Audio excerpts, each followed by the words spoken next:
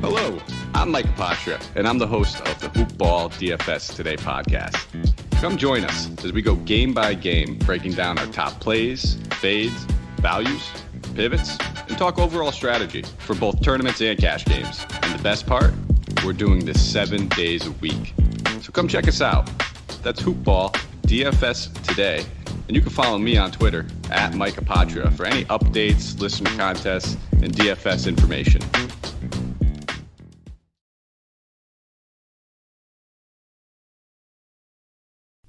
The following is a Hoopball presentation.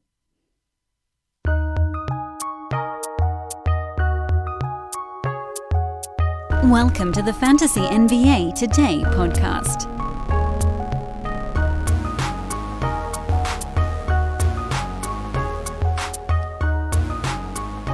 Good morning, friends and confidants. It's Fantasy NBA Today. It is Wednesday. I had to stop myself. Every day, you guys probably have noticed this by now. I do these shows, and then I try to remember what day of the week it is. And honestly, at this point, it's just sunlight. Oh, boy. It's Wednesday. It's August 12th. There are 3 days left in the resumption season. Today, tomorrow, and Friday for those keeping tabs. And honestly, that's another thing where it's pretty easy to forget exactly how long it was all set to go. The Eastern Conference is all but set. There are some possibilities in the middle. The Sixers and the Pacers and the Heat, there's a 1-game separation between each of those two teams. Heat are the 4 seed right now. Pacers the 5, Sixers the 6.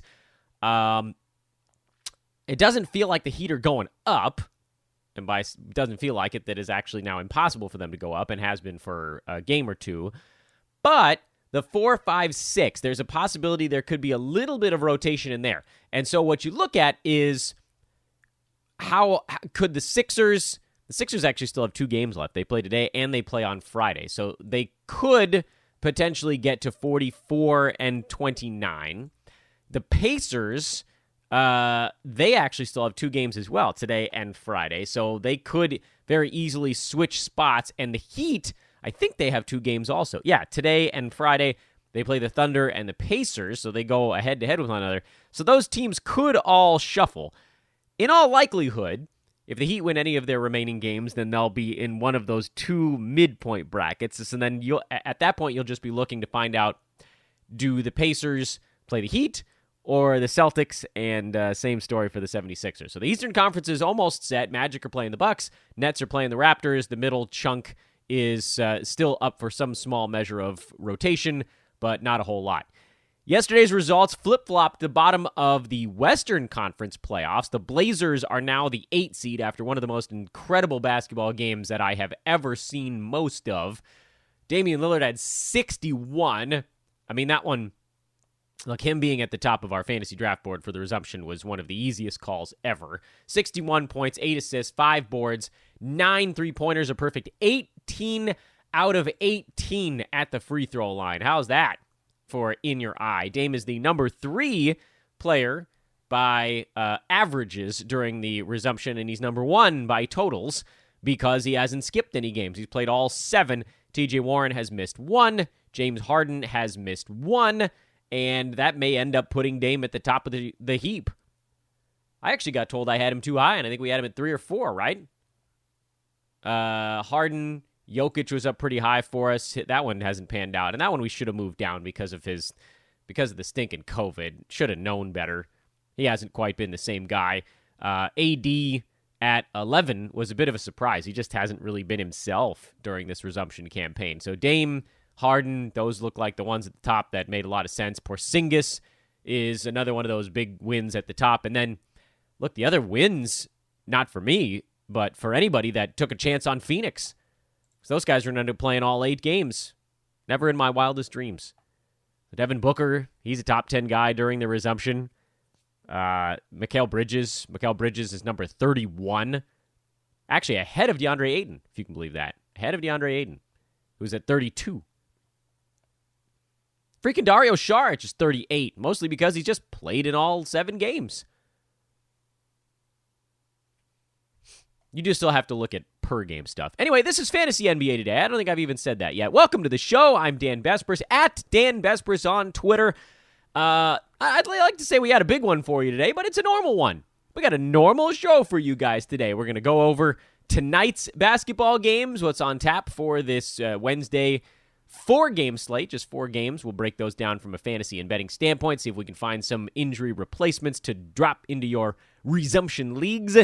We will look at what happened last night, including a nice long profile of that Dame situation. And then I also, before we really want to dive in, wanted to take a second to look at the Western Conference playoffs, because we just talked about the Blazers and the Grizzlies flip-flopping, but the Grizzlies are actually tied 3 ways with the Suns and the Spurs. The Grizzlies and the Suns have the exact same record overall right now, 33 and 39. The Spurs, who have the same number of games under 500 at 6, have actually played 2 fewer games. So San Antonio has a little bit of a disadvantage here. They're going to have to beat the Jazz when they play tomorrow, but the Spurs can actually be eliminated by either of those other 2 teams winning their last game, which kind of sucks for San Antonio, but that's the way it was. They didn't play as many games before the break, so they had a slight win percentage dip.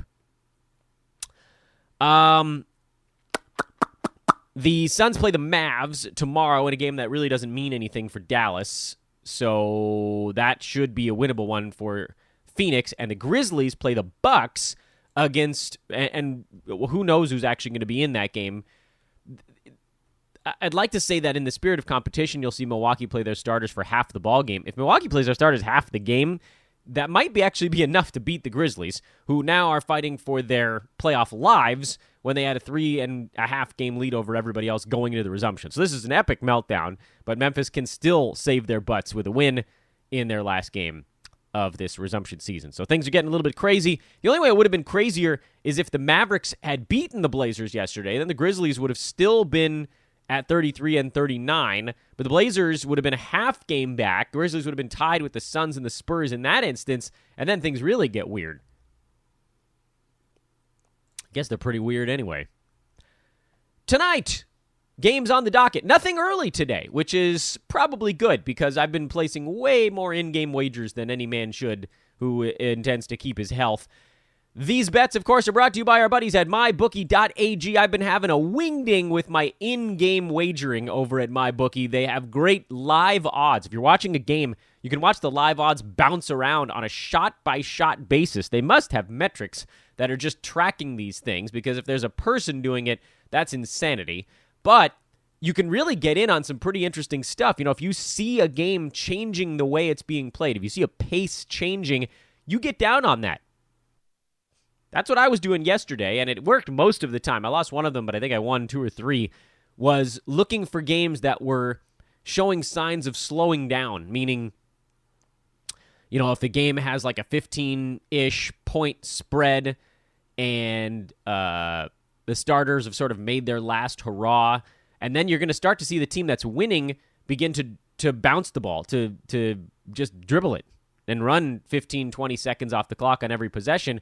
When that happens, and you've got a pace in the game, I think actually a good example of this was the San Antonio and Houston game yesterday, which was actually on pace to get right around the actual number.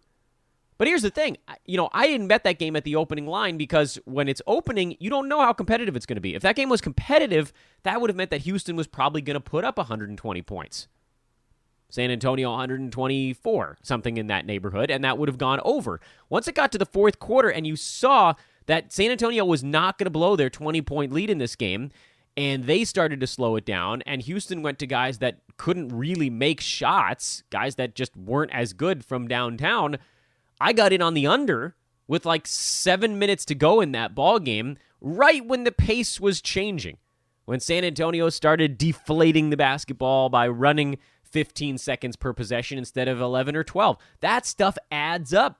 Just fewer shots over the last 7 minutes than the pace would have been if you extrapolated the previous 3.5 quarters, and it cashed. The only one where it didn't work was Portland-Dallas, because the pace slowed down, but the shot making did not. Everybody made everything in the fourth quarter, and there were 62 free throws in that game. You have to be aware of whether or not teams are in the bonus when you get in on this live in-game wagering, especially if you're going to do it late in the fourth quarter. They usually pull those lines off the table with about 5 minutes to go. Anyway, it's really cool. They have prop bets you can get down on as well. If you're a big DFS guy, that's a cool way to use that knowledge in a traditional gambling setting. This is all available at mybookie.ag. If you sign up, deposit $45, that's the minimum number. Use promo code HOOPBALL, HOOPBALL, and you can get a deposit match, 100%, and a baseball futures ticket to use on whatever the hell you like on the baseball front.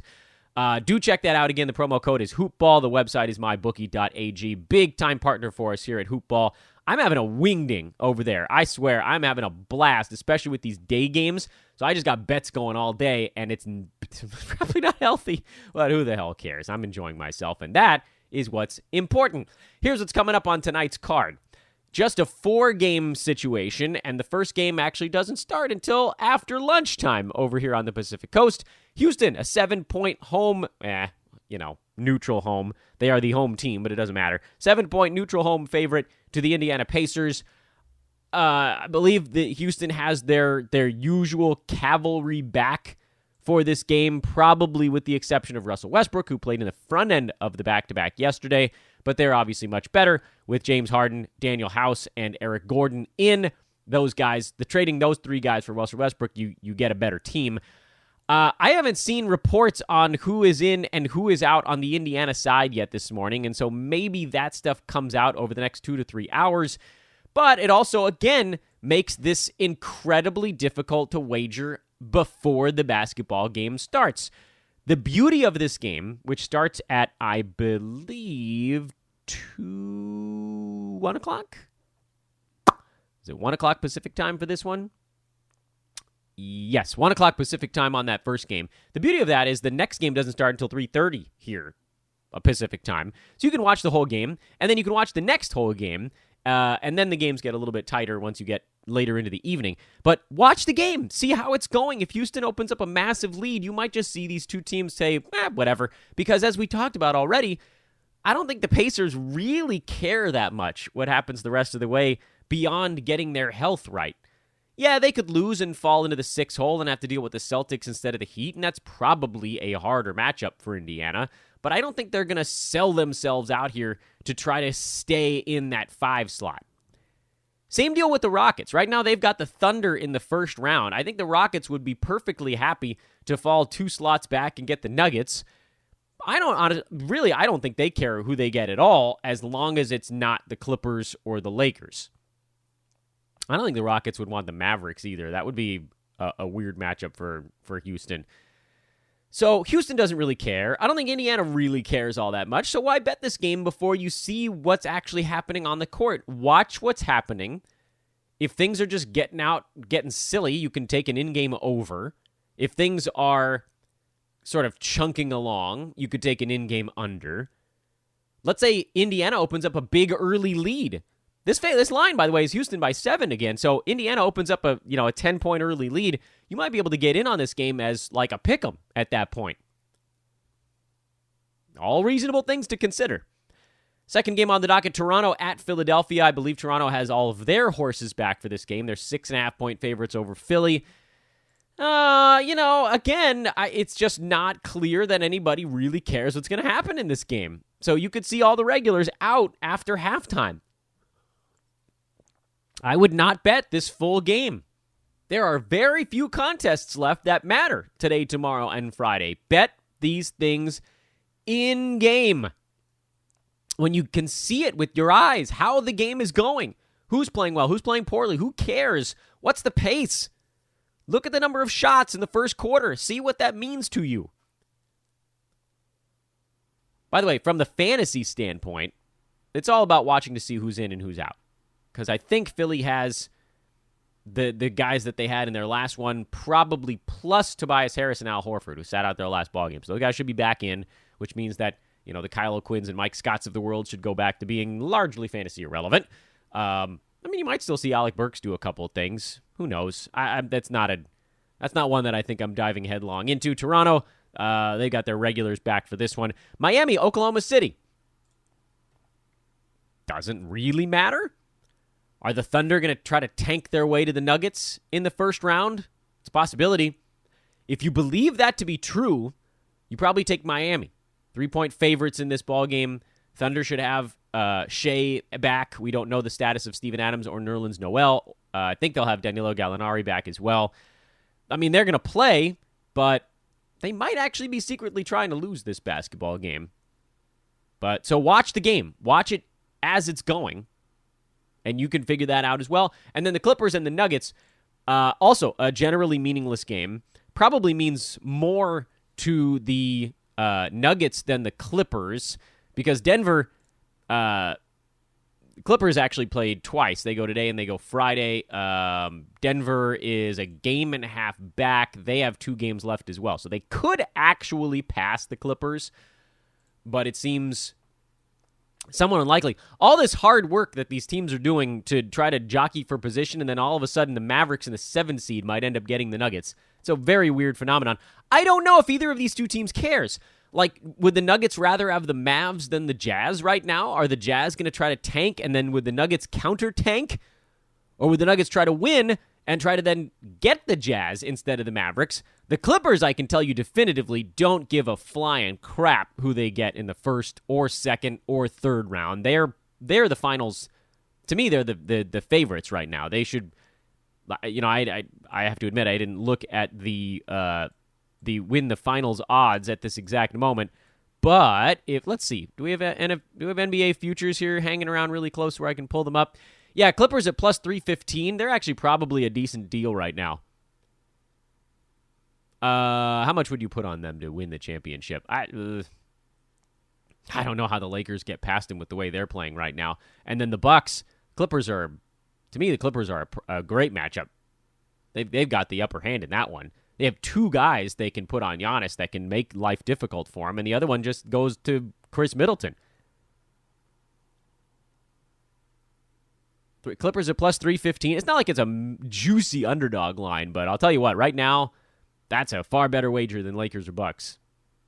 Those 2 teams have looked a little bit human. And then my Sixers long shot, obviously that's exploded with Ben Simmons out, so the hell with that one. This line, by the way, Clippers by 4.5, total of 229. Again, just watch the game, see what's happening. If Denver's playing no defense again, you can take an over in game. Just let it get out and get silly. Keep an eye on it. That's how you're going to bet this stuff. Over at mybookie.ag, that's where I just pulled up those championship odds, by the way. I'm thinking I might get down on the Clippers right now. Pause the podcast and go do it. Pause the podcast, get down on the Clippers, and do some grooming with our buddies over at manscaped.com. Coupon code there, of course, is hoopball20, not to be confused with our MyBookie coupon code. Remember, at MyBookie, it's just hoopball. At Manscaped, it's hoopball20 because you get 20% off and free shipping on your order, whatever it may be. The Lawnmower 3.0, which is an awesome tool, waterproof, pinch-free, built-in LED light technology, or maybe you get some of their powders. It's warm out these days. It's summertime. Get some powder, get some lotions, get some scents. Not like money, like smells. Get some lotions, whatever you might like. They got swag. If you want some Manscaped boxers going on, they got that for you. Check them out, manscaped.com. Go get something and use the coupon code hoopball20 so they'll know who sent you.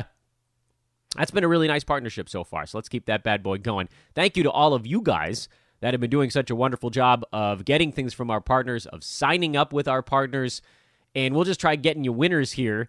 Follow my Twitter feed, at Dan Besbris, DanBesbris. I tweeted out that I was getting in on Suns minus 4.5 live in-game yesterday when they went down to Philly. That was one of the easiest bets you could ever make. That was like the most obvious thing on earth. Philly went up by 8 early. Suns on a back-to-back in a game they had to win. You knew they were coming back to that thing. And if you didn't believe they were going to clear the 4.5, once they got back to basically a tie ball game, you could have gotten down on the underdog and middled it. You could have gone plus 8.5, I think, on Philadelphia once that game got tight and had a 4-point middle. So watch my Twitter feed. I'll be tweeting out this stuff. Certainly if I'm watching the game. If I'm not going to get down on it. But let's have some fun together over at mybookie.ag. You can throw $5 on each of these bets. I can almost guarantee we're not going to lose 9 in a row. So it'll last us a little bit. What happened yesterday? That's the only thing we need to talk about, right? What happened yesterday? Oh, by the way, thank you again to those of you that are rating and reviewing the podcast. Much appreciated. Drop those 5-star reviews on it. I have a new podcast to tell you guys about. I'll do that. We'll do that after we go over yesterday's results. Because there were a few. Yesterday was a 7-gamer. That was a big one. Brooklyn, they sat everybody. And they won anyway because Orlando is terrible right now. Timothé Luwawu-Cabarrot had 24 and 7. Jeremiah Martin had 24 and 6. Fill-in work. Dante Hall had 10 and 9 with a couple of blocks. Go figure. Anyway, they've got their regulars back for the next one, so you kind of had your opportunity there. Orlando, we heard Aaron Gordon is expecting to play in the playoffs. I don't know what Evan Fournier's deal is. Terrence Ross, we'll wait and find out on him. Markelle Fultz hurt his hip in this ballgame yesterday. They're a mess right now. And they're playing ugly. So I don't think that's a team where you really want to look at the fill-in options because they're not good. San Antonio blew out Houston without Harden, House, and Gordon because they defended Russell Westbrook fine or well enough, and nobody else did anything. Rob Covington had 6 more defensive stats as he makes his case for one of the players of the resumption. He's number 14 by totals right now, and I believe he's right around that same mark by averages. Yeah? Where the hell is he on averages? Oops, looking at full season. Silly Dan. I don't want the full season. By averages, he's number 15. So that one, we had him at 18, and I think a lot of people were like, damn, Dan, Covington at 18, and he's beating that now by a quarter of a round. I can dig it. Can you dig it? Jeff Green played well with everybody else out. Ben McLemore had 4 3-pointers with everybody else out. And who cares? Because they're all coming back. On the Spurs side, that's another one where if you rolled the dice on Spurs, you're getting way more games out of these dudes than you expected. DeJounte Murray figured he was going to be good. Derek White playing hurt wasn't quite the same in this ballgame, but he's had a really nice resumption campaign as well. Even with this slow game, Derek White is number 37 in the resumption. DeJounte Murray somehow hanging out just inside the top 100, mostly because his field goal percent isn't there right now. And that's the weirdness of a short sprint. If his field goal percent is 50 instead of 40, he's probably a top 50 guy. Oh well. Rudy Gay finally slowed down a little bit in this ballgame because Kelden Johnson woke up with 24 and 11. And if your reaction to that is, who the hell is Kelden Johnson? You're not alone. DeMar DeRozan, good again at power forward. I mean, they're pulling out all the stops, this team. Lonnie Walker has actually been okay as well during the resumption, but he's not fantasy relevant yet. We talked about that Phoenix-Philly game. Mikal Bridges, 24 points, 3 threes, 2 steals, 2 blocks, 8 out of 10 shooting, 5 for 5 at the free throw line. Oh boy, is confident Mikal Bridges a really interesting thing. I tweeted that yesterday. He took shots in rhythm. He took shots where it wasn't the primary option, where it was like, oh, Mikal just catch and shoot, stepping into a 3-ball. Normally, if he plays 33 minutes, he's not taking more than 7 or 8 shots. He got 10 in this ballgame and 5 free throws. I'm assuming one of those was an and one, so probably 2 actual trips to the line. So that's like 12 times he was actually the guy to try to finish a play. Mikal Bridges could be really interesting next year. He's number 47 in the resumption right now in about 34 and a half minutes a game. What else went on in this one? Dario Saric was good because DeAndre Ayton has looked weirdly out of sorts since missing his COVID test on Sunday. I can't fully explain that one, but Dario's turned out to be pretty solid bubble play. And then Devin Booker, he's among the best in the bubble because he's playing every game. I said it on Twitter yesterday. I'll say it here on the podcast. One of the things that we talked about last year, the year before that on Devin Booker was that his field goal percent was going to crush you. And then that he's largely fixed. The other issue with Booker is he gets no defensive stats. He still doesn't, not even in the bubble.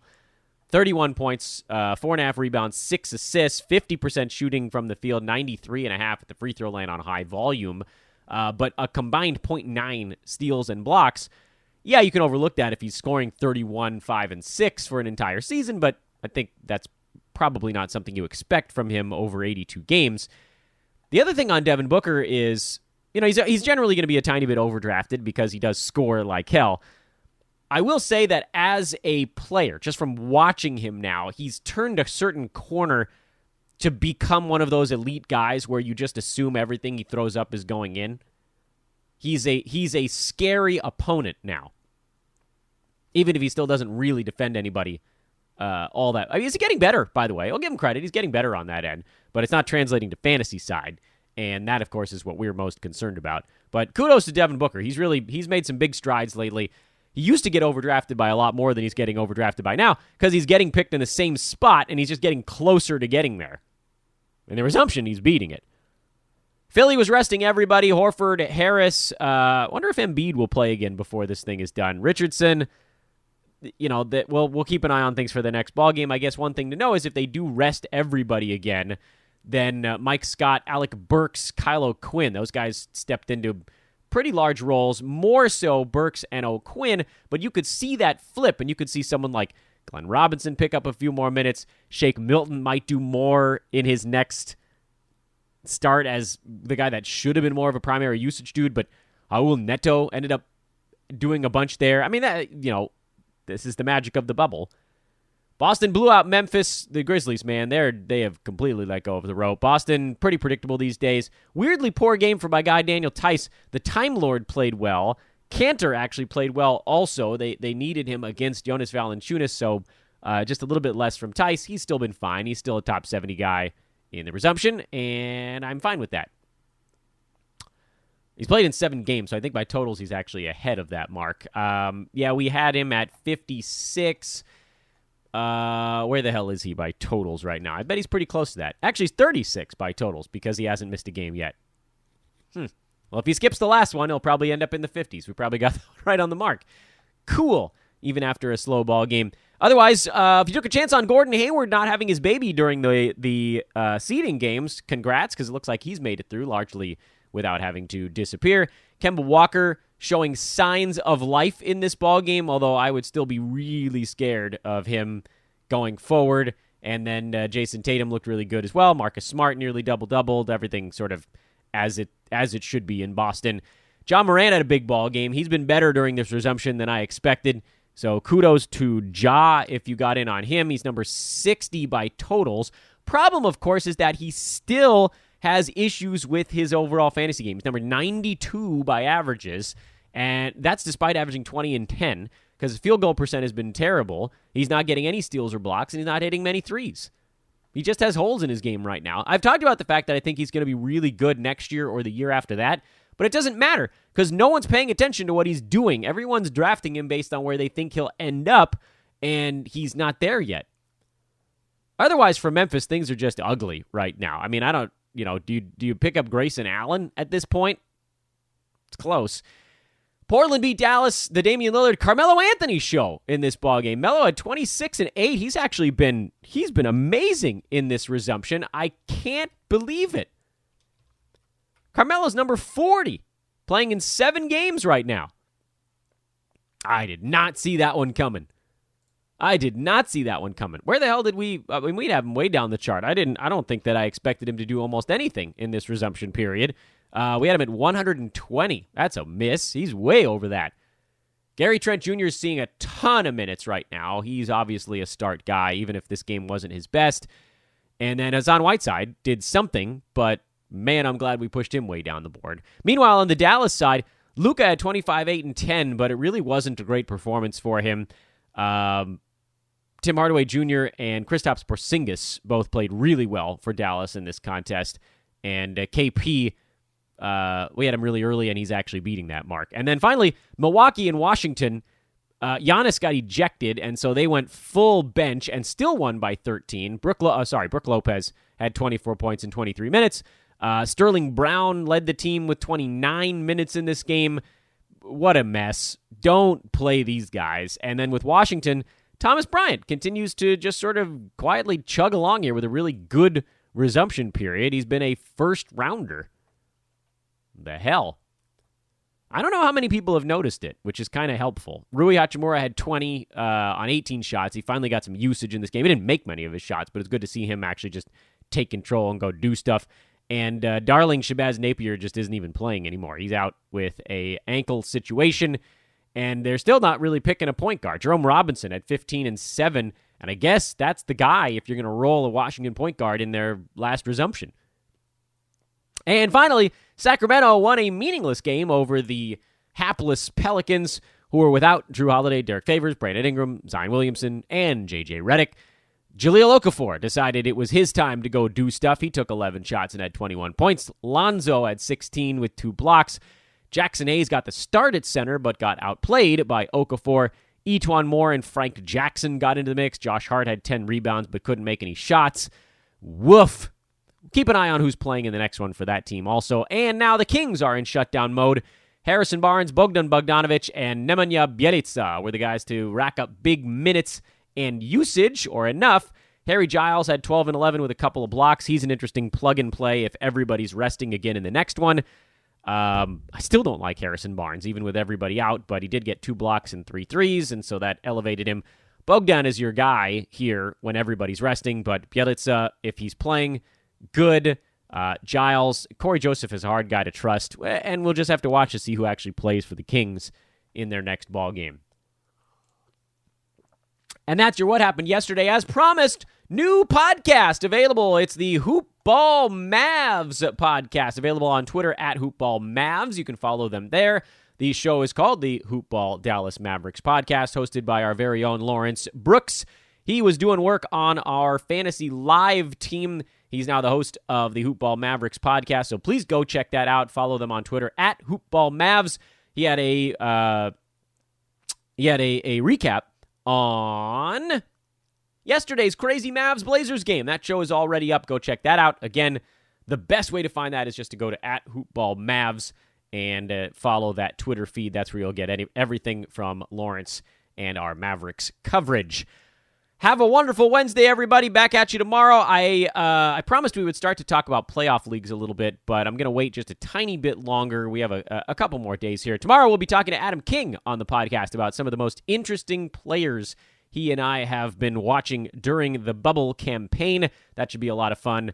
Adam, of course, is with us here at Hoopball now, and we are far better for it. He's our assistant managing editor on the fantasy side. I'm Dan Besbris at Dan Besbris on Twitter. This was Fantasy NBA Today. By the way, you can follow Hoopball on Twitter at HoopballFantasy or just go to hoop-ball.com. Have a great night, everybody. Make some bets at MyBookie. We'll win together. I'll talk to you tomorrow, everybody. So long.